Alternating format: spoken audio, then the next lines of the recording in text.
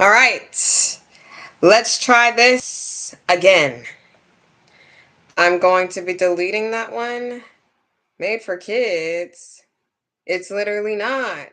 I literally made it to where it said not for made for kids. I literally put it like that. So I don't know why that happened. I never put it to where it's made for kids. It's never made for kids. Like I really don't understand what the deal is. This is not Kai Senate where he pretends to pander to people who are immature when he's really trying to take little children's money. I can't stand Kai Senate. This isn't about Kai Senate. I didn't even put him in the title. I don't think I will ever put him in the title. I can go on a rant real quick about how and I went so fast that I didn't make any concessions like I usually do. Um oh well. We're going to get started because I have an hour. I have less than an hour and we have to get three things accomplished. We have to talk about Beetlejuice Squared, we have to talk about Just Kidding Rolling, and we have to talk about Ooku the Inner Chamber. That is an anime on Netflix. It's got 10 episodes. I think that's what we will be discussing first because I'm going to cut these videos that I do live for the most part if I feel like it into videos that I actually post because I am so sick of handcrafting homemade from scratch videos and them not doing well. And I just don't understand what is the deal because it's not how long it is because I got some long got dang videos that have 1,000 views. So I really don't understand what the deal is. So no, like I'm getting zero feedback. Like I'm not getting, I really do need like the community to figure out what you want because I really don't know what to put here. I just do what I like and I feel like that should be enough because people like, I'm not even going to get into it. All I know is those YouTubers, they get to do what they want to whenever they want to. They don't have to make different type of things for whatever. We're going to let people come in for a second and then we're going to get into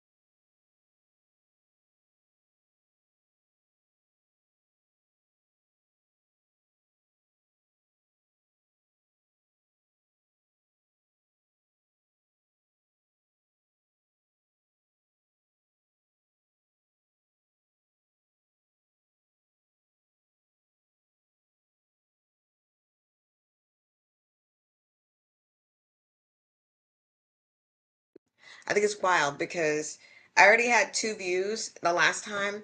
Like right now, this second, I have 0 views right now, this second. But when it nothing was working, 2 people were already in here waiting. I don't know what to do with my life. I don't. I don't.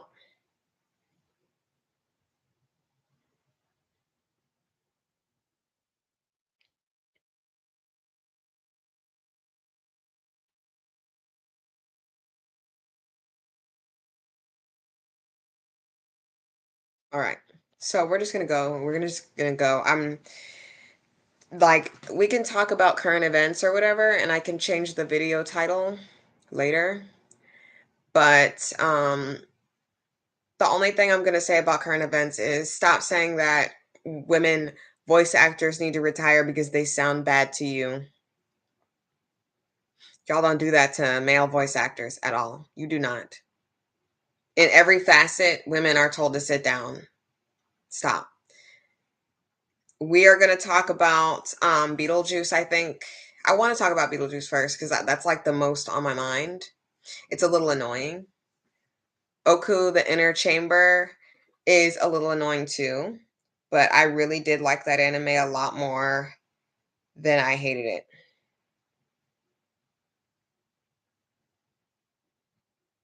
Literally. So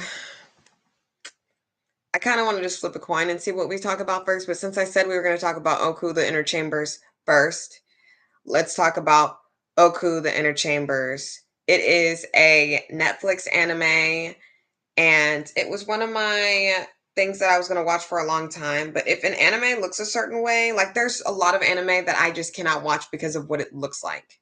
Because of what it looks like, I can't. My apologies. If it looks like motion picture sitting there like just like this is crazy, I can't. My gosh. I don't know what's going on. I didn't mean to do that. Whatever. I don't know what that was. All I know is it was basically about um I kind of don't get the like hierarchy of what Oku the Inner Chamber is. I still don't understand because it's not my culture and it's not something that I've studied. So I'm not going to specifically say what the hierarchy is. It's just like a leader, and it is not like the king. It's like less than the king, but more than a regular person. And like it's the person, it's like the feudal situation where they're still in rickshaws and like whatnot. I love period piece animes. You want me to talk, you want me to sit down and watch your anime? Period piece anime. I don't care what period it is. Period piece anime. And if it's in medieval times type style, I will definitely be watching your anime. Delicious in Dungeon is an example of one I just literally threw myself in, and I thought I was gonna like it, and it has a lot of good attributes. But I'm so sorry. I'm so sorry. It's not good enough. It's not good enough. Delicious in Dungeon wasn't good enough for me to finish. I'm not finishing that anime. It's not good enough for me to finish. There's a lot of questions I have for that anime, but we're not talking about Delicious in Dungeon. We're talking about Oku in the Inner Chambers. So basically, there is this wave of flu, like red face flu or something, where people are dying, but specifically men are dying. So women's role in society is like having to do everything. They give birth, they're out in the fields, toiling the soil, and the boys and men are kept safe and protected.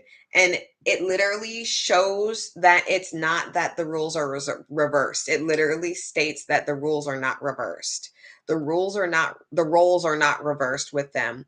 The situation is very interestingly very cushy for men, even though they're dying and all that, and they turn it, this is spoiler by the way, spoiler for everything we discuss here, spoiler for Oku the Inner Chambers, for Beetlejuice Squared. I'm calling it Beetlejuice Squared because Beetlejuice is just like, I think that's cute and all, but Beetlejuice Squared is just so much faster, so I'm gonna just say that. So Oku the Inner Chambers is an anime that looks at first glance like something I would really like enjoy watching, but the animation, I didn't watch it for a while because I was like, the animation. Attack on Titan is an example of an anime that I looked at and I was like, I can't watch this animation for 10 years. I'm so sorry. But it got so good that I didn't care about the animation, and the animation actually became tolerable. And I don't know, maybe if that's because the way that it looked was a little different, but I don't know. All I know is Oku the Inner Chambers has to do with guys dying. Funny enough, interestingly enough, and it's very ridiculous and annoying. So the leader, basically the person who, like I said, I don't know the hierarchy, so I'm not going to say, oh, who this person is. In fact, I could just like look it up, honestly, but I don't have that much time. Um, I'll just look at that. It says like it became a matriarchal society instead of a patriarchal society with patriarchal standards still, because even though there were women and men doing different things, and everybody, and there were um times in which people dressed up in drag and also played the part of another gender, whether it was because they needed to at the time or to stay safe or to stay hidden. Very quick about this. Like I said, I don't have a lot of time, but I wanted to get on here and talk about it because it was in my mind fresh. And literally,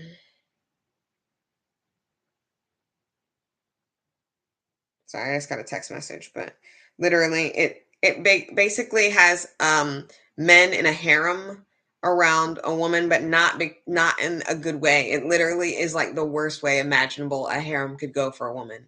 I am so sick of animes like this because I'm so sick of specifically animes like this because even when they're like, oh, this is not what you think it is, this ain't patriarchy. It is though. You want an example of that? Watch Durarara. Like, imagine watching a whole anime dedicated to somebody, and then at the very end having them be lobotomized and not be able to be in their own world. Like, it's literally just to fit the needs of a guy. Watching the whole entire anime. Imagine watching the whole entire anime, thinking that one of the characters, and this isn't even the same character, mind you, one of the female characters or the girl characters does nothing really. Essentially is useless to the plot. Durarara. It's one of my favorite and least favorite animes, and I really do want to talk about that one. That's one that I haven't really talked about and made a whole video about, which is something I will do because I will like take the time to do that because that's something I really care about. Durarara. I was so disappointed in that anime. It's super annoying. I can't stand that. All I know is straight up um it it wasn't as disappointing as Oku the Inner Chambers because I thought it was going to be a love story that outdid the patriarchy, but yet that had to happen. So long story short, I'm not getting into the deets. If you want to watch the anime, it's literally 10 episodes. They're very heart-wrenching. You will cry, you will be sad about it, and then you'll get over it because they spoiler boiler. Like I said, this is all of these things are going to be spoilered. Girl, the leader who dies assaults somebody. She gives birth. She's like, yo, this your child, son. Old old dude dies. So he's assaulting people and he died and he's useless. She's the only heir, but she's a she and they live in a patriarchal society. And they tell, mind you, literally in the future when she's all grown up and she's got power and all that, and she shows actually who she is other than, like I said, I can't give you all the details because I don't have that long, but to fast forward, she is dressed as a boy and seen as the heir, but no one respects her. And she's that girl. They give the girls that no one, like the anime, when they make an anime, they have a choice of what the voice actor is going to sound like in English dub. I'm only talking about English dub solely because that's the one I can analyze because I am from America and I'm just showing the context in which they're doing this for the reason that's happening.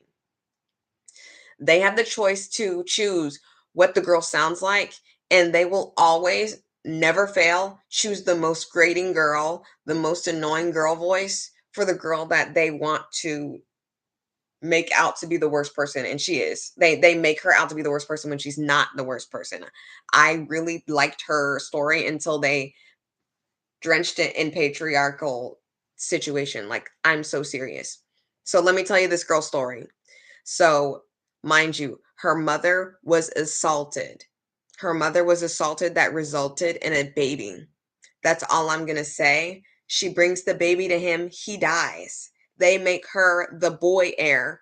They make it look like she's a boy. So nobody respects her in the inner sanctum or whatever because they know that she's a she. Few people know that she's a she. And there's this old crone type woman character who never gets redemption. She gets sick, she's evil, she's gross, and she dies. Yeah, like I said, you can do that with women characters if there are a plethora of women characters to look at and say that they're not all like that. There are a lot of men in this anime who get to have redemption, redeeming qualities, and not always be the horrible thing, the worst thing imaginable. That's not what the women. There are only, when I tell you there are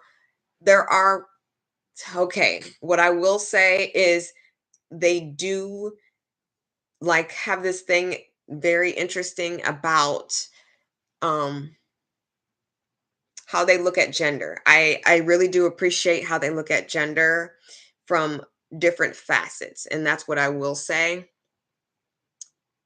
But there essentially are three girls that you see, and there's a sideline story that I did like, but I felt like it should have been more like half. It was more like this was the inner sanctum story, which is like, yeah, it's called the inner chambers.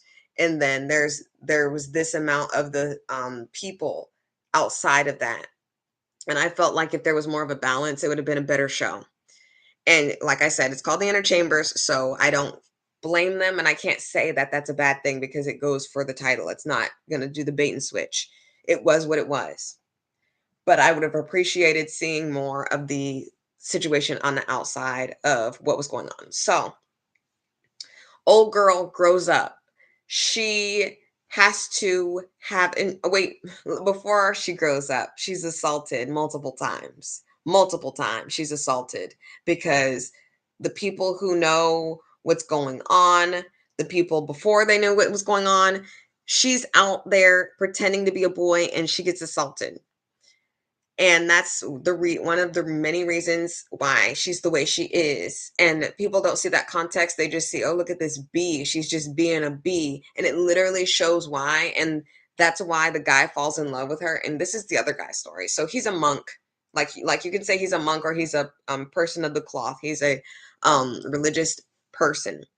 And he is forced to have intercourse with a woman who is a sex worker who, by the way, has little ability to say no in the situation either. So her participating in assaulting him is her assault still as well because she's not in control of the situation as it stands. And this is a different person than who I was talking about earlier.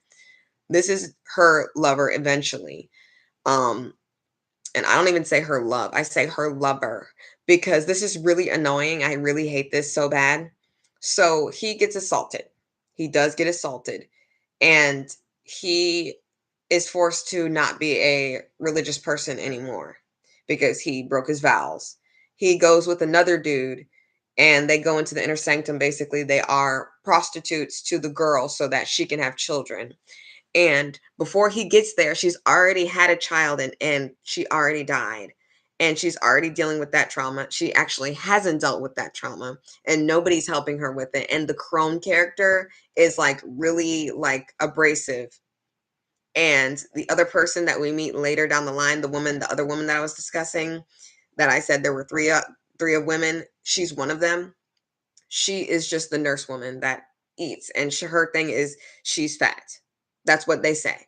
That's literally the thing that they put. That's the character, and it's really annoying. And I really hate when they do that with characters because that's really insane, really insane. But So he eventually meets her and understands her and is like, "Oh, I see you've been assaulted." Da, da, da. They can basically trauma bond, but they don't necessarily. I don't know what they discuss because they show them discussing stuff, but I don't know that like their relationship is more fleeting because he isn't giving her any airs. So the crone character is like, "Nah, you can't be rolling around in the bed with her and not giving her any airs." So she likes him though, and it takes a while before it's like they're a thing. But there's other guys that she rolls around in the bed with, and she literally tells him down the line, "You're the only person I care about." And it's very funny and interesting how men can say, "You the only one I care about, girl, cuh. You the only one I want, cuh." Like literally you can say that and have multiple, and it's very interesting because they have the choice to cheat, but this girl literally has to have, she literally is a baby making machine, and she has fully fallen into that. She fell into her role, baby making machine, and she kept having girls, which was unfortunate to them because they wanted a guy to surpass her. And she was literally nothing to anyone. The moment she had a boy, they were probably going to kill her. She ended up never having a boy. She ended up never having a boy. She had a girl that survived, then died. Then she had a girl that survived and lived, and then she had like two girls that died. Or I can't remember how many of them died, but I do know that she had a lot of issues. And when she first had intercourse, it hurt her so bad. Like she was also like 14, by the way. Like I said, this is really insane. So she knows she's a baby making machine in this society, and she like accepts that, and he accepts himself as the person who is over the top of all of the guys in the harem. And I don't even like calling it that because it implies a sense of control when she literally has no control of the situation, and most of these guys loathe her. They don't even like her. Some of them killed themselves when she died. Spoiler, by the way, she dies at a very young age. And she also dies without her love because he says that he could accept her going with people. And he even offers his, one of the dudes he knows, "Oh, you need to have her baby." And he even takes care of the guy who has the father of the baby that lived. He dies also. That's another thing. They always love to have the guy love interest always get what he wants, but not. He doesn't get what he wants because he's not with the girl and he's not the only one there. But guess what? The guy who actually fathered the daughter that he has to love now gets sick. He's so happy and he jumps for joy because the baby lived, that he became paralyzed. During his jump for joy, because his seed produced a daughter that survived because so many of them died before her, became paralyzed. And then he took care of him. And then he dies from that same red disease. And that guy is so upset that she keeps rolling around the bed with people. Like, freaking get out of your own head. She literally has been through everything under the sun, and all you can think about is the fact that she's having sex with other men. You freaking piece of garbage. I wanted him to die the moment that I heard him even utter a second, even thinking about what he was saying. That made zero logical sense to me. You heard her whole story. You heard her that she was assaulted before 14, and then had to have a child at 14 and watch her die in her arms. And you mad because she got to go rolling around with guys, and she literally told you that you're the only one that she cares about. And that wasn't good enough for you. That's why I wanted him to die. And she dies. But it's her, it's the inner, she's supposed to be the, no, she's not the queen. She's not the empress. They didn't call it that. But she literally also, by the way, all while, like I said, she dies real early in her life. Doesn't even get to see her daughter like live. She doesn't even get to see the world that she left behind. She says, "Oh, by the way, girls are gonna take guys' names and stuff, and we're gonna do all this until we can get the population of men back together." And all while this is happening, men are being prostitutes on the street for the most part, and being traded off in their families for freaking bread and stuff because there's a famine and all that crazy crap. And it's not, like I said, it's not the roles reversing, because first of all, there have always been women and men and everybody in between prostitutes and sex workers and abuse victims within um sexual exploitation. There's always been that. So it's not. It's the fact that the majority of the time we usually see this depicted through women being assaulted. There is a lot of men assault and boy assault in this anime. So if you're not prepared for that, you're not prepared to watch that. Of course, you don't see it specifically. You usually don't see it specifically, but you either hear about it, you see that it's implied, or someone discusses it in great detail. So that's why it's like, okay, it's a very interesting way to look at it, because you usually don't see it from the depiction of little boys or men or that situation. You can see how that would happen in a society. But not only does that all happen, but this dude gets to be around the daughter without the father of the daughter getting in the way. So they anime is made to always suit the need of the dude at the end of it all. So she dies because it's her, basically it's her penance for rolling around in the bed with men that she didn't have a choice to do so.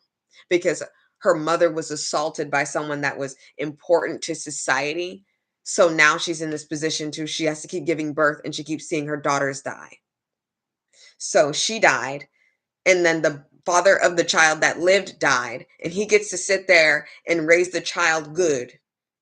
And no, he doesn't get the girl, but he gets his life. And that's all that women are deprived of in certain aspects. Specifically, and I do mean specifically right now in this instance, an anime. And that's why I'm like, that's messed up. And I can't believe I sat here and watched this and I cried over their relationship. I'm sitting there crying and they're holding each other. And I thought it was really cute until he started acting like, oh, well, I can't be around you. I might as well die if I have to see that you're rolling around in bed with people.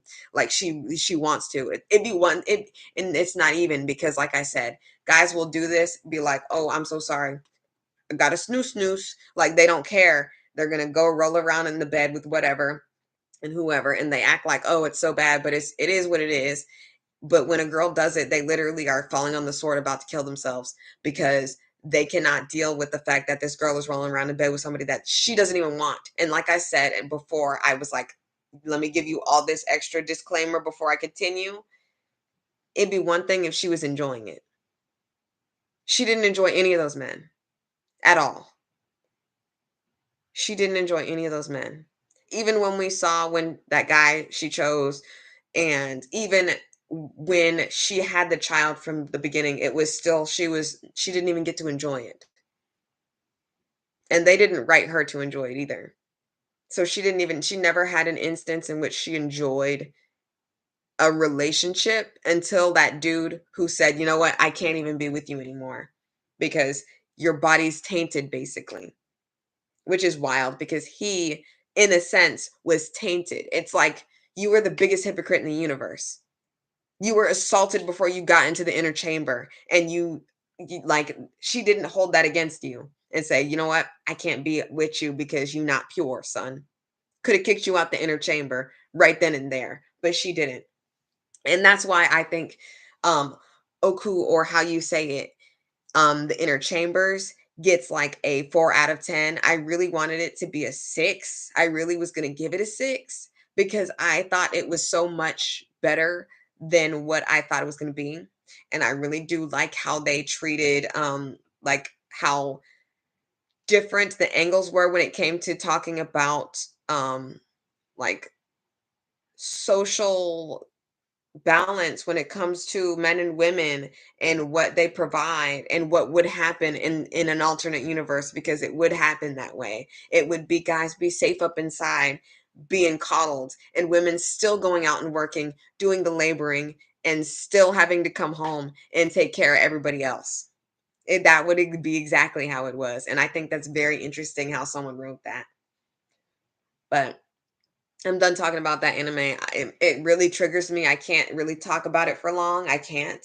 Simply orange juice, simply cannot, because for real, that's unacceptable. Why can't we get a show or movie or TV show, like series, anime, anything, where the girl doesn't have to freaking die and the guy gets whatever he wants? Like literally, Jon Snow style. It's Jon Snow style all over again. Daenerys Stormborn of House Targaryen. She can't just ride into the sunset. Like he gets to ride into the forest with all those optionable girls, wildling girls that he can just roll around in the bed with when he wants to. But Egret had to die because the girl has to die always. It's always that. I've never seen where the girl gets to live on and the guy freaking passes away. And when that happens, the girl's like, I will never love again. I will never spread these legs again. Honestly, literally, that's how it is. But the guys, he will literally go and have another girl waiting in the woods. Jon Snow's got a girl waiting in the woods for him, multiple girls waiting in the woods for him. But he may say Egret's name, just like old dude. Even Robert Baratheon. I'm so serious. I'm taking it to Westeros right now. Robert Baratheon, Liliana, or whatever that girl's name is that he went to war for, or whatever. She dies. Ned Stark's sister dies, and then he's with Cersei, and he's whispering Liliana in her ear. The girls never get to just live in peace. That's annoying. So it's over. Let's talk about Beetlejuice. Like I said, I only have 30 minutes left. We got to talk about Beetlejuice Squared. So I'm someone who actually likes the Beetlejuice movie from the first one was really good. I like that one. But the second one I felt like was a good successor to that one. I haven't watched it recently, but I do remember it pretty well. And I think that I don't recall him always speaking in a different language. That was like really jarring to me. I was like, wait a second, why does he keep speaking in a different language? Or why does he keep doing not his voice? And it made me think that, okay, Michael Keaton can't do this voice for very long. So this is the cute, cool way to not have him being like, like how Beetlejuice talks. Like he talks in his throat gut. And it's if you do that a long time, your throat's gonna be jacked. And he's probably can barely do it, in all honesty. And I don't know how if it's true or not, but that's like a very, very unique and interesting and non like even if I can guess that it has happened, it wasn't something that was horrible. What I thought was horrible of the movie, like once again, women are always shafted. The main villain of the movie is, surprise, surprise, spoiler, like I said, his wife. So basically, my theory is he was trying to marry Lydia in the first one with so that she couldn't find him. Because as long as he wasn't married, she would still be able to find him. And that's what I think based on watching the whole movie. So basically, this movie starts with Lydia or Winona Ryder's character's daughter, which is Jenna Ortega, mind you. If you watch Winona Ryder, she is a good actress. Now, I'm not going to get into what she said and how she's still lost in the ragu sauce when it comes to being a but I'm just going to say that she is a good actress. And I think it's very interesting that we hold very little weight or hold very little value in what women can bring to the table when it comes to stuff they actually have within them. And guys get to just appear as a guy and just be accepted no matter what they bring. Like, I'm not gonna just throw her away because of what she may have not have done to help someone during a certain trial that she could have done because she was close to somebody in said trial, and she could have said testimony that she has literally said before that she has backtracked just to suit the needs of that other person. I'm not going to say nothing else about that. All I know is she's a good actress. She is a good actress. And you have to watch Winona Ryder and then watch Jenna Ortega and tell me to my face and in my eyes that you think Jenna Ortega is a good actress at all. It's not necessarily. It is acting. It is acting. It is her acting. Her acting's bad. I'm so sorry. We can talk about it now. I really defended Wednesday. I defended her being Wednesday, but let's just be honest and keep it a buck. She was not the best Wednesday, and now she's being typecasted in that same monotone voice. I don't get along with my mama person, and it's really annoying. And I hate when the mom daughter thing is the mom loves you so much and the daughter's so unruly and hates you, or the mom is so unruly and hates the daughter and the daughter unruly and hates the mom. I really hate those two dynamics, and I'm so sick of that. Like, we don't ever get like a mom and daughter, like, I care about you no matter what story. Like, did you see, sidebar, did you see that mom and daughter tag team IRL, who, like, they were like, I'm not even gonna talk about it. All I know is very interesting. Just look up mom daughter criminal case, and maybe that'll be the first one that comes up. I'm not sure, but like that could be a like that's real life. But all I know is if that were fiction, people would watch it and add a little more few things, and it can very well be fiction. There's a lot of stuff based on true stories, and y'all be making it into movies and TV series and stuff, and you be making money. So all I know is it would be profitable to actually have a mom daughter alliance and not always have them be at odds. That was a really annoying thing that dropped this that could have been something better to 2 points, because I'm so sick of seeing it. I'm so tired of having to deal with watching the movie for the whole time and then eventually, oh, I'm sorry, mom. Like, we can have conflict in other places. We can. Not in every movie is the son and father always against each other. In fact, a lot of the time, the son and father get along very well, very well. But Beetlejuice Squared has Jenna Ortega playing Lydia, or whatever that girl's name's mom, and her mom is in this too from the first movie or whatever. Like, I can't remember what the whole story was. I just know that the girl from The Fly, which is another movie I got to do a quick bit about, because The Fly is a really good movie. And I really do think that everybody should watch it. If you don't have a strong stomach, do not watch The Fly. Do not look up anything having to do with The Fly if you do not have a strong stomach. And I'm telling you right now, it's from old times, but that do not let that fool you. It looks disgusting. Do not look up anything having to do with The Fly. Please, I beg of you. The second Fly movie was the worst thing I've ever seen in my entire life, and it could have been better. And it had the worst beginning of ever. And I'm not talking about it right now. I told you I barely have any time right now. So we're talking about Beetlejuice Squared, and Jenna Ortega's horrible acting. And her acting, some in one hand you've got the acting that's not there, and in the other hand you have the fact that she thinks that she's doing a good job because she knows her lines. And I was told, like, and this happens when you're a singer too. You may be the best singer in the world, but if you can't keep tempo, then you're not.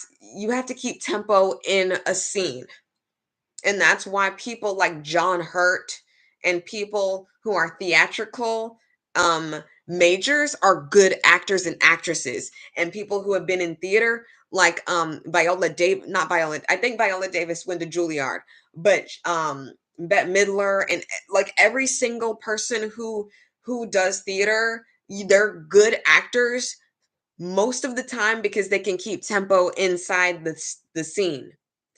Jenna Ortega, and if you notice, her and the dude that she is the love interest she has, does the same thing. And they're probably two new actors to Hollywood more than Winona Ryder, of course, because Winona Ryder has been in the game since she was a child. So literally, I give her props for that. I give her props and praise, because I'm so sick of these guys getting props and praise and being said, well, since he's a good actor and actress, or not, he's a good actor and actress. He's such a good actor. Then I don't care what horrible thing he's done to somebody in his life. I'm not gonna throw Winona Ryder away because of what she has done. But I will say that I will criticize her for not doing enough for someone who needed her in her time of need. But literally, Jenna Ortega is not a good actress, and I'm so sorry. I really do wish she was, but she's not. She rushes her lines really fast. And the best example of this is to watch what's it called? To watch Beetlejuice Squared. Because if you watch her in Beetlejuice 2, you will know what I mean when I say she just rushes. She just, like, you know your lines, and that's fantastic. Slow down. And I think Tim Burton probably told her that because she doesn't do that, or he just was like, you know what? Let's just cut it. Let's just make it longer. He can, and they've got enough money to do so if he really wanted her there. And apparently he did. So there we go. It's not as evident in the Wednesday TV show, but it is definitely evident in Beetlejuice. So if you think that I'm lying, watch the movie yourself. But she is not a good actress. And she does boggle this movie a lot. When she's on the screen, it seems like she's just taking me out of the movie.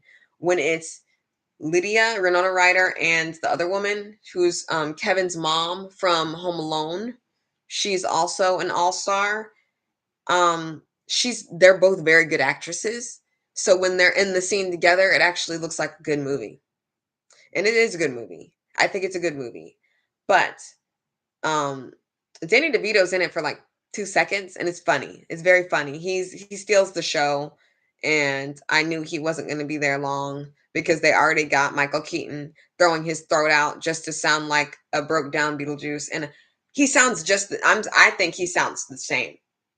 So I'm not one of those people who are saying, "Oh, Marge Simpson sounds like garbage and she needs to retire. She's 80 freaking years old," when everybody else is like old too.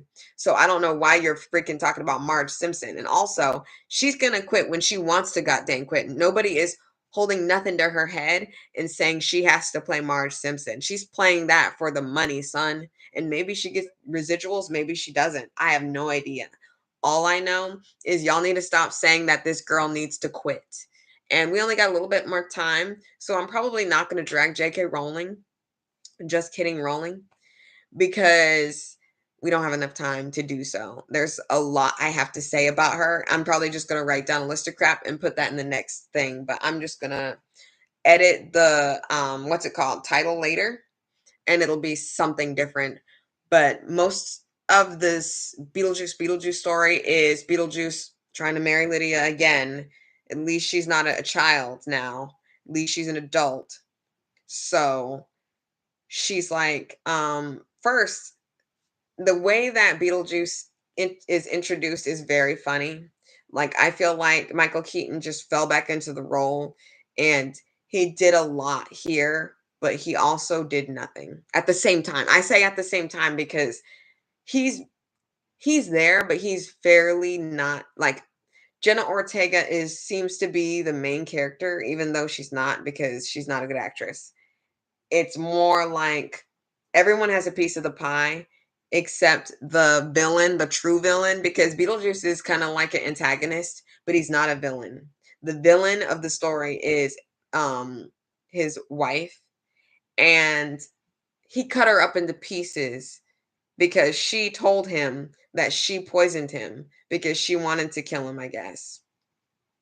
And before he could die from the poison, which is why he looks like he's got stuff coming from his mouth because it's the poison, apparently. That's how he died.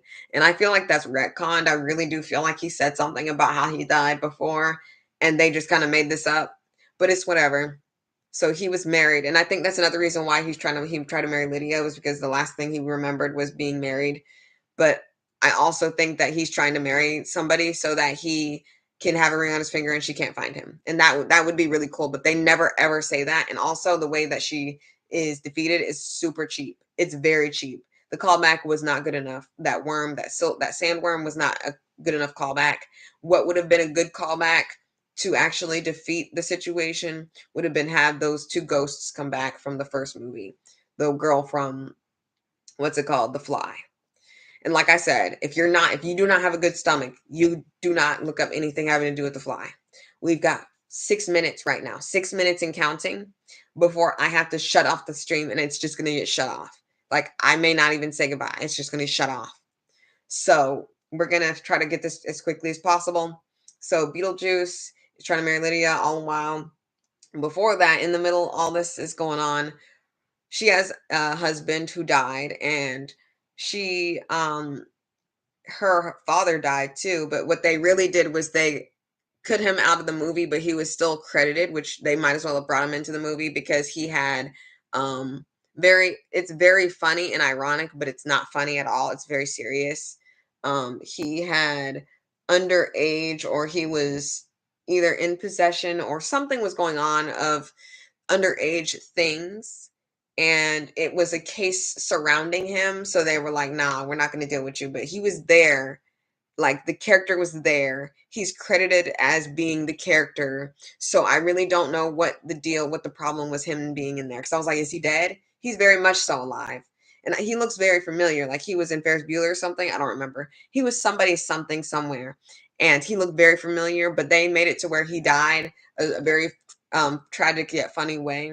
So where he got ate up by a shark, so you could only see the bottom half of him, and he was there the entire time, and no one, like, we saw him and no one knew that it was him, but the mom knew that that was him. When she died, spoiler, she dies as well. Everybody basically dies except Lydia, who can see the dead, which is another thing because she's a medium, so she can see dead people. But she starts seeing Beetlejuice. That's what the story starts, and they have to do the wake because the father died. And she's like, "Why can't you see my dad? Why can't you da da da da?" Like I said, I'm so sick of the pouty daughter being mean to the mom that does nothing but support you, and your dad ended up dying and leaving you on this earth, and all you got is her, and you gonna play games, whatever. But I'm so sick of seeing that. That's annoying. I'm so sick of these. I'm so sick of those stories. But she ends up meeting this dude who killed his whole family, who killed his whole family. And he's a ghost. And she has the spirit sight, but she doesn't believe in it. And he says he doesn't believe in it, but he knows that he's a ghost.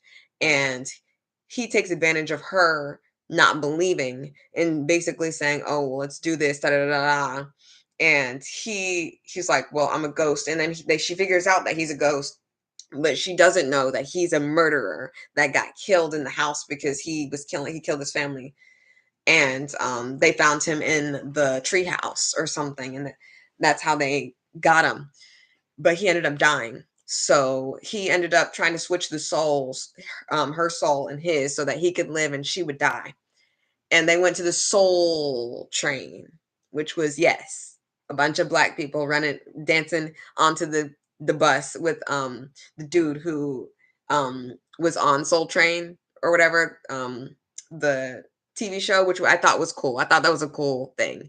But that's how Lydia and the whole situation happens, because she's trying to go get her daughter, and Beetlejuice like he's literally like going back into it and saying, "Oh, I'll help you get your daughter if you marry me," basically. But what's the point? Like, it's not like he says he likes her and loves her or whatever, but I feel like it would have been a better plot point to say, if you and I get married, then she dies, because the pact where she poisoned me was her living forever, and that's why she's chopped up, but she's alive. She puts herself back together and staples herself back together, like what's it called, Frankenstein from Monster High. If you want to know my opinion about Monster High, you can look on my channel. I do have to go soon. So if you want anything, if you like Resident Evil, I talk about Resident Evil a lot, Silent Hill, Mortal Kombat. I have a lot of videos, tons of videos. So I know you didn't watch every single video on my channel. I do recommend watching the Merlin video. That was a video that I promised since I started this channel. I do talk about Kingdom Hearts as well. I play Apex Legends on Twitch. The Princess of Darkness _ between all those words is my Twitch. My YouTube is just my gamer tag. If you want to play something like GTA or something, I play on Xbox, I play Minecraft. There's just a lot that goes on, but I do have to go. Like Beetlejuice was a little annoying, like I said, because the girl, the main villain, like she was like sucking people's soul and it was really cool. But in the end, it was very cheap on how she got they got rid of her. All while some dude is like trying to take over the empire Lydia has, and I thought something else was going on, but I don't know. All I know is it was a little disappointing that she didn't really get to do much, and I really wanted her to suck Beetlejuice's soul, but why did Beetlejuice get to live? Like, this should have been it.